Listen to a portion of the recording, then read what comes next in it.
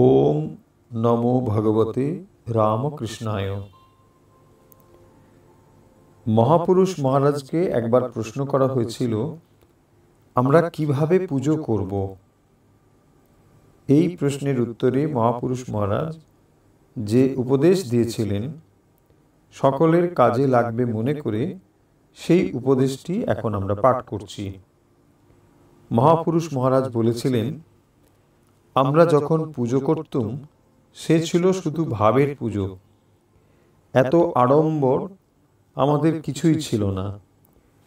পুজো করতে বসে ভাবতুম, তিনি দক্ষিণেশ্বরে যেমন নিজ খাটটিতে বসে থাকতেন, তেমনি প্রত্যক্ষভাবেই এখানেও রয়েছেন, এবং সেইভাবেই তার পা দুখানি ধুইয়ে মুছিয়ে তাকে স্নানাদি করিয়ে কাপড় চোপড় পরাচ্ছি।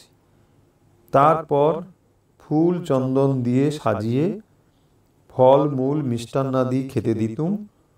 পরে আবার অন্ন ব্যঞ্জনাদি নিবেদন করতুম। তার ভোজন শেষ হলে পান তামাক দিতুম। তামাক খাওয়া হলে তাকে শয়ন করিয়ে তার পদসেবা ও ব্যজন আদি করতুম, এবং তিনি ঘুমিয়ে পড়লে আস্তে আস্তে দরজা বন্ধ করে নিজের ঘরে এসে বিশ্রাম করতুম। তিনি জীবন্ত প্রত্যক্ষ আছেন, এই বুদ্ধিতে তাঁর প্রতি প্রগাঢ় ভালোবাসার সঙ্গে এইসব অনুষ্ঠিত হতো। মন্ত্র তন্ত্র বিধি মতন কিছু কিছু থাকলেও তার ওপর আমাদের তেমন ঝোঁক থাকতো না, এবং পূজার কোনো আড়ম্বরের লেশমাত্র ছিল না। তিনি আমাদের প্রাণের ঠাকুর। তিনি চান প্রাণের ভালোবাসা, আত্মনিবেদন।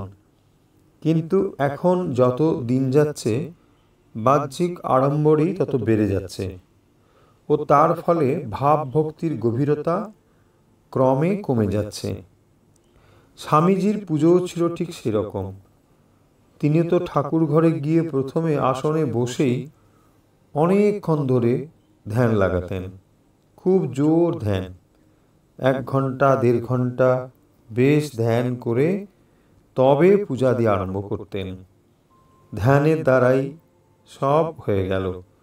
তারপর ঠাকুরকে স্নান করিয়ে সমস্ত ফুলে চন্দন মাখিয়ে 2 হাতে নিয়ে বারবার তাঁর শ্রীচরণে অঞ্জলি দিতেন।